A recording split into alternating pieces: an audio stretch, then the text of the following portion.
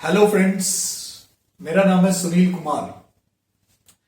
आज हम जिस टॉपिक पे बात करेंगे वो है मोटिवेशन एंड स्पिरिचुअलाइजेशन। क्या होता है मोटिवेशन और स्पिरिचुअलाइजेशन? अगर मैं बहुत सिंपल शब्दों में कहूं, मोटिवेशन मतलब जोश, स्पिरिचुअलाइजेशन मतलब होश। क्या अंतर है इसमें और हमें किसको फॉलो करना चाहिए? हम लोग अपनी लाइफ में बहुत सारी मोटिवेशनल वीडियोस सुनते हैं, बहुत सारी किताबें पढ़ते हैं, बहुत चीजें करते हैं। बड़े बड़े फॉरेन राइटर्स हैं जिनकी हम किताबों को पढ़ते हैं। क्या वो सब बेकार होती हैं? बिल्कुल भी नहीं, बहुत अच्छी किताबें हैं, मैंने खुद बहुत सारी पढ़ी हैं।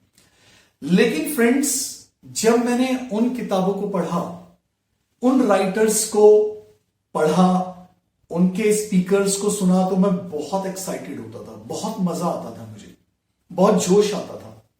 लेकिन पता है प्रॉब्लम क्या होती थी?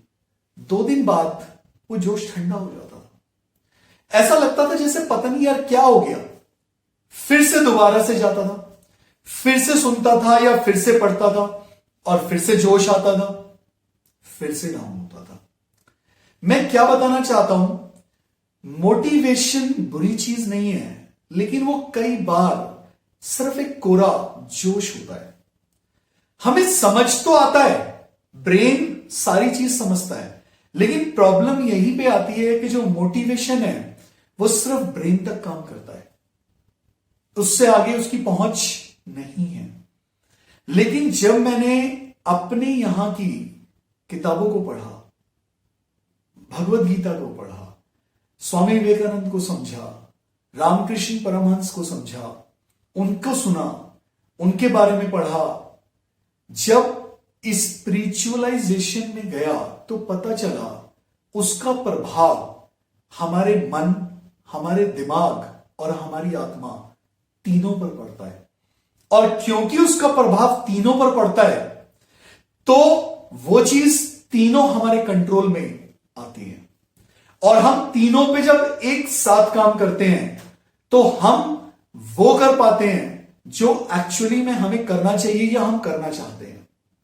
लेकिन मोटिवेशन कोरा, सिर्फ और सिर्फ मोटिवेशन हमें सुनने में बहुत अच्छा लगता है, पढ़ने में बहुत अच्छा लगता है, होता भी अच्छा है, लेकिन पता नहीं, आप महसूस करके देखिए, अप्लाई करने में बड़ा ऐसा लगता है जैसे कुछ अधूरा है, कुछ इनकम्प्लीट है।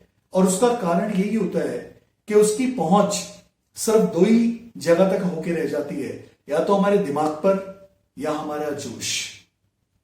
और ये दोनों चीजें जब हमारे अंदर आती हैं तो जैसे ही हमारा जोश ठंडा होता है तो हम उस नॉलेज को भी भूल जाते हैं, ठंडे बस्ते में डाल देते हैं। लेकिन जो व्यक्ति स्पिरिचुअलाइजेशन को जगाता है, स्पिरिचुअलाइजेशन को समझता है, उनके प्रवचन्स को सुनता है, उनकी किताबों को पढ़ता है, अपने आप को समझता है, जानने की कोशिश करता है, तो वो जोश में नहीं आता है, वो होश में आता है। और जब वो होश में आता है तो मैं आपको सच बताऊं, फिर वो करना शुरू करता है वो जो एक्चुअली वो करना चाहता है। आप ऐसे समझिए, मोटिवेशन हमें मिला, एक व्यक्ति बहुत गुस्सा करता है और वो चाहता है यार मैं गुस्सा करना छोड़ दूं, अब मैं नहीं करना चाहता। वो कोई बुक पढ़ता है या वो कोई स्पीच सुनता है और उसके अंदर बड़ा जोश आता है, कहता है बिल्कुल, कहानी भी सही बताई जाती है, रीजन भी सही बताए जाते हैं, सब कुछ क्लियर होता है।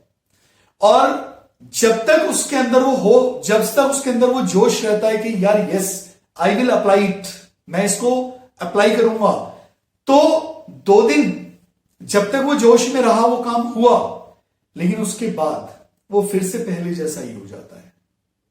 लेकिन जब भी आप किसी व्यक्ति से मिलेंगे जो स्पिरिचुअलाइजेशन के थ्रू अपने ब्रेन को, अपने मन को और अपनी आत्मा को ट्रेंड करता है, तब उसके अंदर परिवर्तन आता है, उसका नेचर, उसका बिहेवियर, सब चीज बदल जाती है।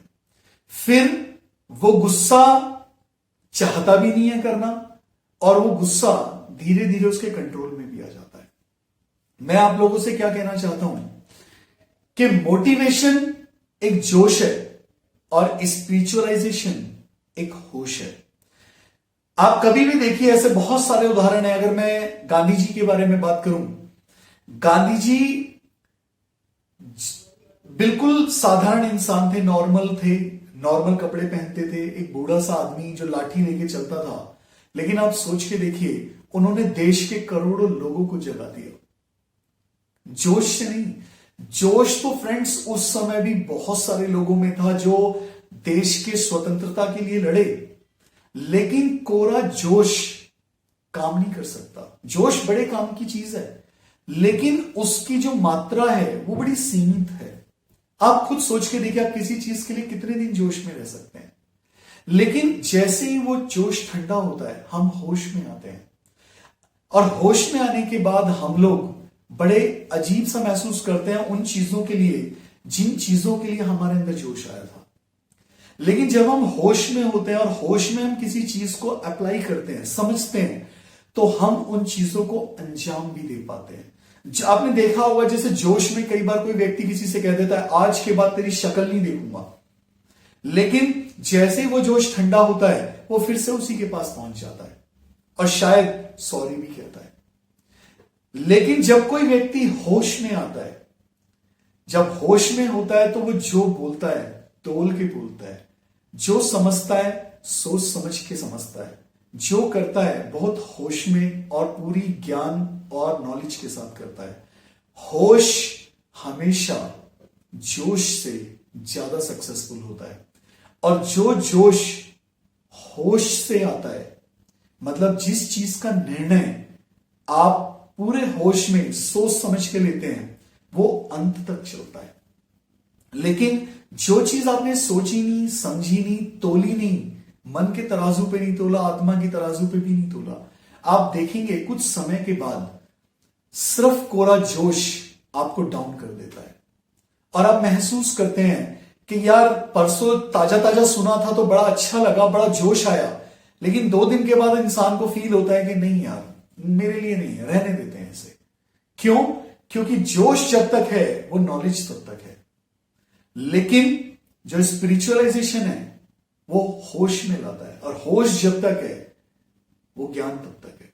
इसीलिए होश जोश से ज्यादा पावरफुल होता है, ज्यादा सक्सेसफुल होता है।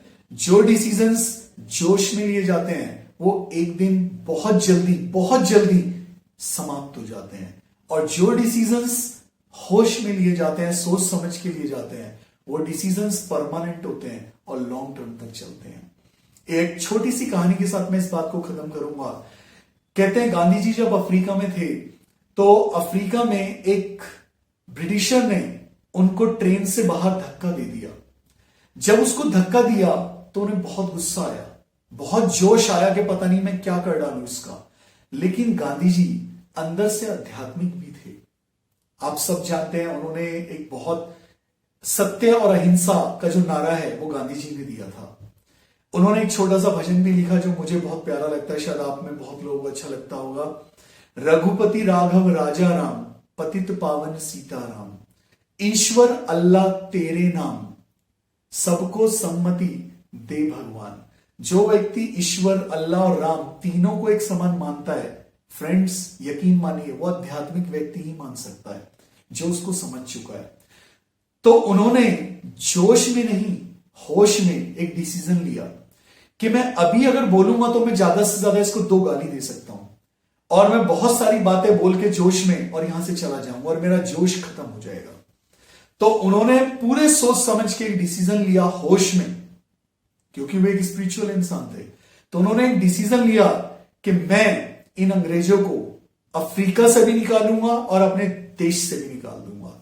और तब उन्होंने अपने देश को भी आजाद कराया गुलामी से, और अफ्रीका को भी आजाद कराया। तो फ्रेंड्स, होश में लिए हुए डिसीजन लॉन्ग टर्म तक रहते हैं, हमेशा आपके अंदर रहते हैं, क्योंकि आपने सोच समझ के लिए। और जोश में लिए हुए डिसीजन, जोश में की हुई बातें कुछ समय के लिए होती है, उनका वजूद बहुत ठंडा पड़ जाता है। इसीलिए स्पिरिचुअलाइजेशन को समझिए, आध्यात्मिकता को समझिए। मोटिवेशन कुछ समय का है, जल्दी ही समाप्त हो जाएगा। लेकिन ये स्पिरिचुअलाइजेशन मरते दम तक समाप्त नहीं होगा, बल्कि सच बताऊं तो मरने के बाद भी चलता रहेगा। मेरी एक वीडियो है आत्मा क्या है, आप उसको देखिए, आपको समझ आएगा स्पिरिचुअलाइजेशन क्या है। Thank you very much.